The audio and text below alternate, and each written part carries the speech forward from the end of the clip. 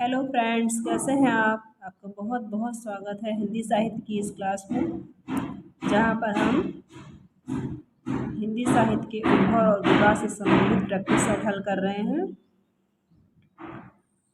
इस practice set में कुछ इजी क्वेश्चंस हैं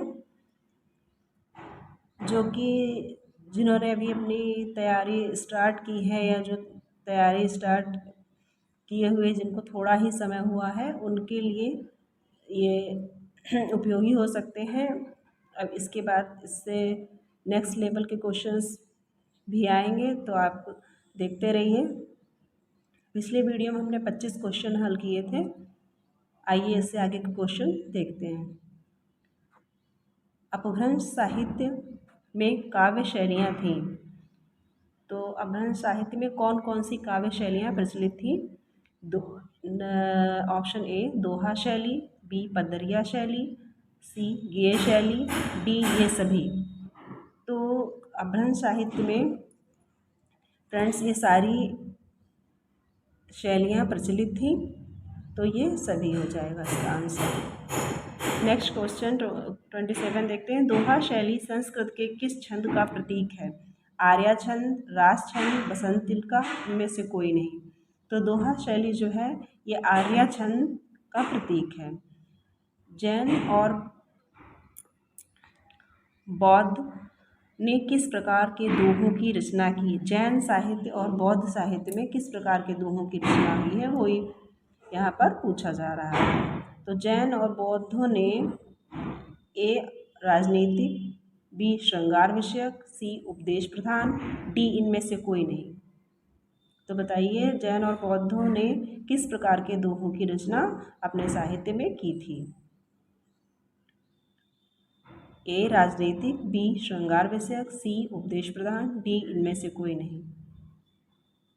तो फ्रेंड्स जो जैन और बौद्धों की रचनाओं में जो दोहे पाए जाते हैं वो उपदेश प्रधान दोहे हैं। हेमचंद्र ने व्याकरण में अपभ्रंश के किस रूप को अपनाया?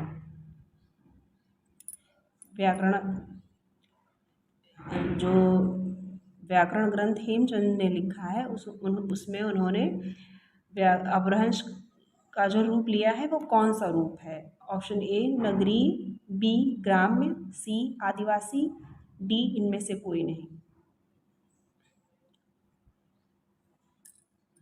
तो हेमचंद के व्याकरण के लिए अपनाया गया अपभ्रंश जो था उसको ग्राम्य अपभ्रंश कहते हैं। हेमचंद्र ने अपनी काव्य रचना में किस शैली का प्रयोग किया था? हेमचंद्र जो व्याकरणविद थे उन्होंने अपनी काव्य रचना में किस शैली का प्रयोग किया था?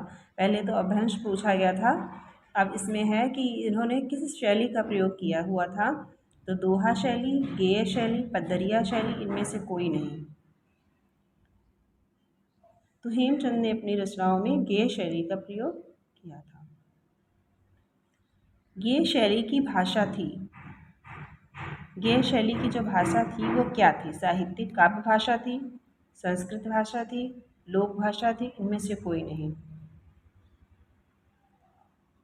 ऑप्शन ए साहित्यिक काव्य भाषा, बी लोक भाषा, सी संस्कृत, डी इनमें से कोई नहीं। तो जो गेय शैली की भाषा प्रचलित थी वो प्रचलित थी लोक भाषा। हिंदी में गेय पदों की परंपरा का विकास किसने किया? हिंदी में गेय पदों की परंपरा का आगे विकास, जो कि परंपरा आदिकाल में चली थी, उसका आगे विकास किसने किया? ऑप्शन ए कबीर, सूर, ऑप्शन बी मीरा, सी तुलसीदास, डी ये सभी। तो जो गेय पदों की परंपरा थी वो आगे चलकर आप सब जानते होंगे कि इन सभी ने गेय परंपरा को आगे बढ़ाया था। क्वेश्चन नंबर 33, अपभ्रंश साहित्य को विभाजित किया जा सकता है? अपभ्रंश साहित्य जो है, साहित्य किस किस में विभाजित किया जा सकता है, उसमें कौन कौन सा साहित्य शामिल है? बौद्ध सिद्धों का साहित्य, नाथ पंथियों तथा योगियों की रचनाएं, सी जैन मुनियों के काव्य, डी उपरोक्त सभी। फ्रेंड्स ऑप्शन है ए बौद्ध सिद्धों का साहित्य, ऑप्शन बी नाथ पंथियों तथा योगियों की रचनाएं, सी जैन मुनियों के काव्य, डी उपरोक्त सभी। तो आप जैसा कि जानते होंगे और आपने आदिकाल का अध्ययन किया होगा, थोड़ा बहुत भी पढ़ा होगा, तो आपको पता होगा कि ये सभी जो साहित्य है, अपभ्रंश साहित्य है, वो अपभ्रंश साहित्य को विभाजित इन सब में विभाजित किया जा सकता है। अपभ्रंश साहित्य के अंतर्गत उपरोक्त सभी आते हैं। बौद्ध मत पतन के साथ कौन से संप्रदायों में बटा? Question number 33। Option A Mahayana, B Hinayana, C Shriyana, D A और बी दोनों। तो जैसा कि आप ये टिक लगा हुआ है यहाँ पर, और आप सब जानते भी हैं, इजी क्वेश्चन है कि बौद्ध मत जो है हीनयान और महायान दोनों में बटा हुआ था।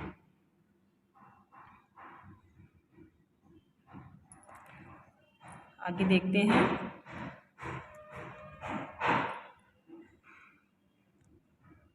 वज्रयानी लोग क्या कहलाते थे? जैसा कि आपने सिद्ध और नाथों के विषय में पढ़ा होगा थोड़ा बहुत।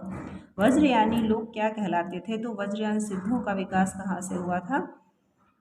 तो वज्रयान जो बौद्धों की वज्रयान शाखा थी, वहाँ से सिद्धों का विकास हुआ था। तो ए, ये तो आंसर पता ही दिया है आपको। सिद्ध वज्रयानी क्या कहलाते थे? तो सिद्ध कहलाते थे। नाथपंथी योगियों में प्रमुख सिद्ध कौन है? नाथपंथी जो योगी थे और सिद्ध थे, तो उसमें से सिद्ध जो थे, जो नाथपंथी भी थे, नाथपंथी योगियों में प्रमुख सिद्ध कौन हुए? तो A Matsyendranath, B Gorakshanath, C Gorakshapa, D A और बी दोनों। तो फ्रेंड्स इसका ऑप्शन होगा ए और बी दोनों, मत्स्येंद्रनाथ और गोरक्षनाथ दोनों ही सिद्धों में शामिल थे। गोरखनाथ किसके अवतार माने गए हैं? गोरखनाथ जो थे, जो नाथों में प्रमुख रूप से शामिल थे, किसके अवतार माने गए हैं? Option A Krishna, B Ram, C Shiv, D Indra. Gorakhnath जो नाथों में प्रमुख माने गए हैं, नाथ पंथ के प्रवर्तक माने जाते हैं, वो उन्हें किसका अवतार माना जाता है? तो फ्रेंड्स इनको शिव का अवतार माना जाता है। सिद्ध साहित्य में सिद्धों की संख्या कितनी है? सिद्ध साहित्य में, नाथ साहित्य में नाथों की संख्या 9 मानी जाती है। इसी प्रकार सिद्ध साहित्य में सिद्धों की संख्या कितनी मानी जाती है? Option A 90, B 100, C 70, D 84। बताइए फ्रेंड्स। वैसे ये इजी क्वेश्चन है, अगर आपने थोड़ा सा भी अध्ययन किया होगा आदिकाल का, तो उसमें नाथ और सिद्ध प्रमुख रूप से आते हैं, तो सिद्धों की संख्या 84 मानी जाती है। अपभ्रंश साहित्य में अब्दुल रहमान की रचना कौन सी है? ऑप्शन ए महापुराण, बी ओमचर्यु, सी संदेश राशक, डी भविष्यत कथा। तो क्वेश्चन नंबर 39 देखिए। अपभ्रंश साहित्य में अब्दुल रहमान जो कवि आते हैं, उनकी रचना कौन सी है? महापुराण, ओमचर्यु, संदेश राशक या भविष्यत कथा। तो ये अब्दुल रहमान की रचना है संदेश राशक। गोरखनाथ ने ईसा की किस शताब्दी के आरंभ में अपना साहित्य लिखा? गोरखनाथ कहने का तात्पर्य है कि गोरखनाथ किस शताब्दी के माने जाते हैं, या गोरखनाथ ने किस शताब्दी में अपना साहित्य लिखा। गोरखनाथ ने ईसा की किस शताब्दी के आरंभ में अपना साहित्य लिखा? ऑप्शन ए 7वीं, ऑप्शन बी 11वीं, ऑप्शन सी 13वीं, ऑप्शन डी इनमें से कोई नहीं। तो फ्रेंड्स गोरखनाथ जो है 12वीं या 13वीं शताब्दी के माने जाते हैं। तो 12वीं शताब्दी से 13वीं शताब्दी तक इनका काल रहा है। तो कहीं कहीं पर आपको 12वीं या कहीं पर 13वीं शताब्दी भी मिलता है। सर्वमान्य काल विभाजन किसका माना जाता है? जो हिंदी साहित्य का काल विभाजन है, वो सर्वमान्य काल विभाजन किसका माना जाता है? विभिन्न साहित्यकारों ने अपने अपने अनुसार काल विभाजन किया है। तो जो सर्वमान्य काल विभाजन है वो किसका माना जाता है? Option A Shiv Singh Sengar, B Shyam Sundar Das, C Ramchandra Shukla, D इनमें से कोई नहीं। तो आप सबको अच्छे से ज्ञात होगा कि सर्वमान्य जो है काल विभाजन वो रामचंद्र शुक्ल का माना गया है। रामचंद्र शुक्ल ने हिंदी साहित्य को कितने कालों में बांटा है? ये तो वेरी वेरी इजी क्वेश्चन है। रामचंद्र शुक्ल ने option A 4, B 5, C 6, D 7। तो आचार्य शुक्ल ने 4 भागों में हिंदी साहित्य को बांटा है। हिंदी साहित्य के काल कौन से हैं? हिंदी साहित्य को कौन कौन से कालों में बांटा गया है, कहने का तात्पर्य ये है। ऑप्शन ए आदिकाल और भक्तिकाल, बी रीतिकाल, सी आधुनिक काल, डी ये सभी। तो इन सभी 4 कालों में हिंदी साहित्य के इतिहास को बांटा गया है। प्रथम आदिकाल, द्वितीय भक्तिकाल, तृतीय रीतिकाल, चतुर्थ आधुनिक काल।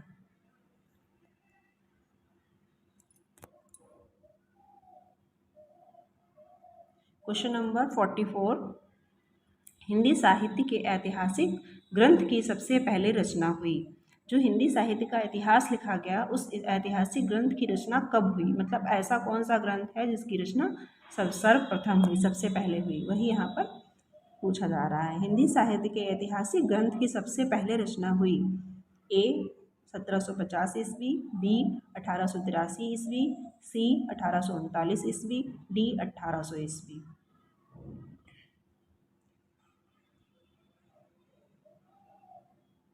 फ्रेंड्स आंसर सी यहाँ पर राइट है, 1883 में गारसा तासी ने अपना इतिहास ग्रंथ इस्तवार द लिटरेचर प्योर एंड वे हिंदुस्तानी लिखा था, जो कहीं कहीं पर 1838 ईस्वी में भी पाया जाता है। किसी किसी बुक में 1839 मिलता है और किसी किसी में 1838। 1883 में शिव सिंह सेंगर ने अपना इतिहास ग्रंथ लिखा था। तो आइए देखते हैं क्वेश्चन नंबर 45। प्रत्येक देश का साहित्य वहाँ की जनता की चित्त वृत्ति का संचित प्रतिबिंब होता है, यह कथन किसका है? क्वेश्चन नंबर 45, प्रत्येक देश का साहित्य वहाँ की जनता की चित्त वृत्ति का संचित प्रतिबिंब होता है, यह कथन किसका है? Option A Mishrabandh, option B doctor Dhirendra Varma, C Ramchandra Shukla, D Shyam Sundar Das. तो इन विद्वानों में से ये कथन किसका है? तो ये प्रसिद्ध कथन जो है आचार्य रामचंद्र शुक्ल जी का है। सरहपा को किस साहित्यकार ने प्रथम कवि माना है? किस साहित्यकार ने सरहपा को प्रथम कवि माना है? Option A George Grierson, B doctor Hazari Prasad Dwivedi, C Rahul Sankrityayan, उपरोक्त में से कोई नहीं। तो राहुल सांकृत्यायन ने इनको प्रथम कवि सरहपा को स्वीकार किया है।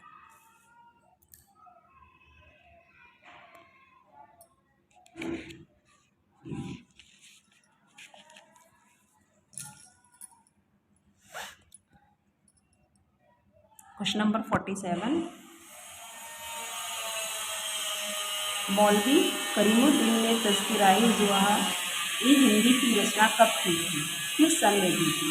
Option A 1850, option B 1852, option C 1848, option D इनमें से कोई नहीं।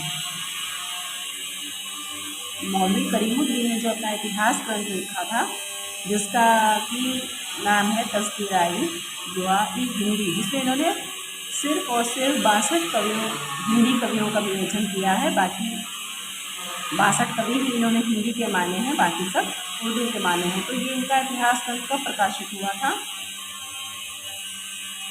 ये इनका इतिहास ग्रंथ प्रकाशित हुआ था 1848 में।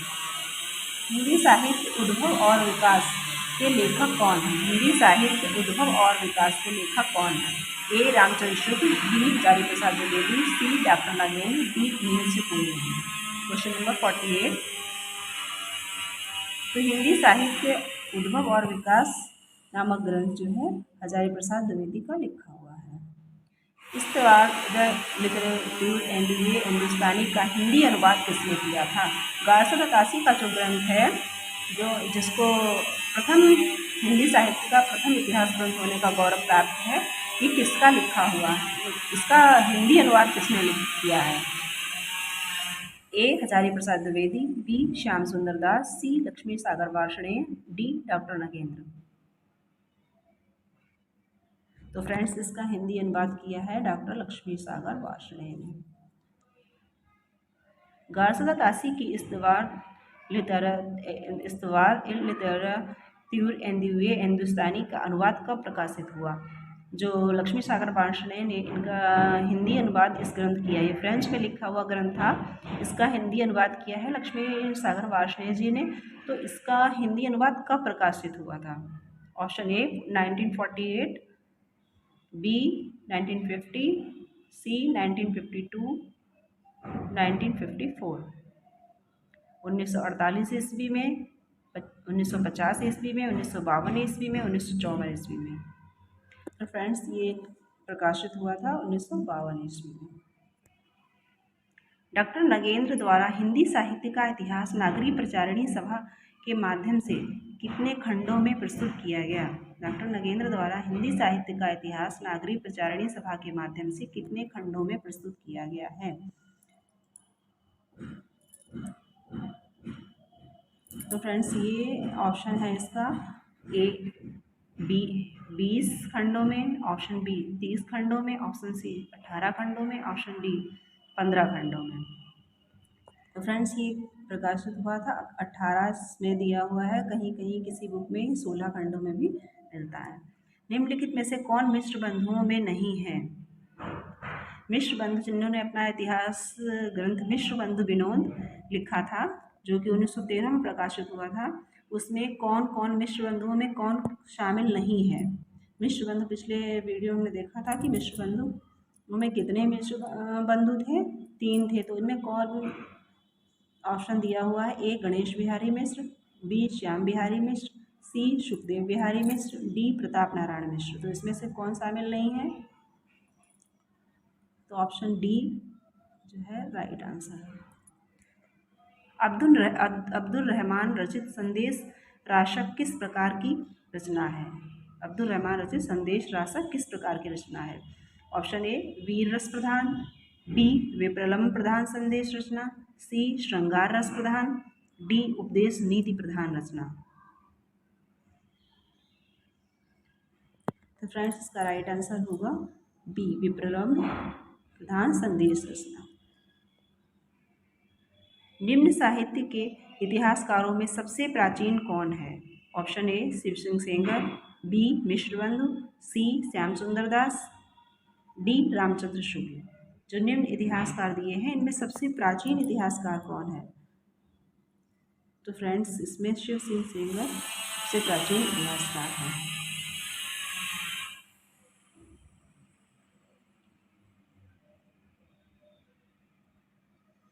नागरी प्रचारिणी सभा का गठन किया।